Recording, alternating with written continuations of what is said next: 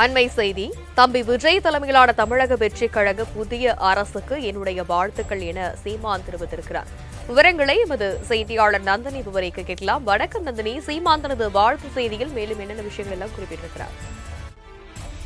விஜய் தலைமையிலான தமிழக வெற்றிக் கழக புதிய அரசுக்கு தன்னுடைய வாழ்த்துக்கள் என சீமான் தன்னுடைய எக்ஸல பக்கத்தில் பதிவொன்றை வெளியிட்டிருக்கிறார். அந்த வகையில்தான் அண்மையில் நடைபெற்று முடிந்த சட்டமன்ற பொதுத் தேர்தலில் நாம் தமிழர் கட்சிக்கு வாக்களித்த அனைவருக்கும் உளப்பூர்வமான நன்றியை தெரிவித்துக் கொள்வதாக அவர் குறிப்பிட்டுள்ளார். மேலும் வெற்றி பெற்ற அனைத்து சட்டமன்ற உறுப்பினர்களுக்கும் பொறுப்பேற்க உள்ள விஜய் தலைமையிலான தமிழக வெற்றிக் கழக புதிய அரசுக்கும் தன்னுடைய வாழ்த்துக்களை தெரிவித்துக் கொள்வதாகவும் அவர் குறிப்பிட்டிருக்கிறார்.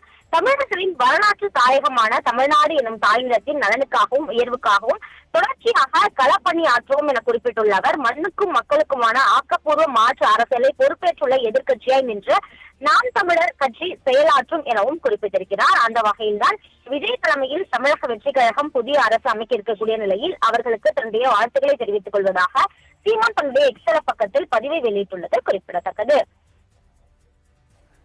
விவரங்களுக்கு நன்றி Nandini. The Chennai Silks in Mega Summer Sale.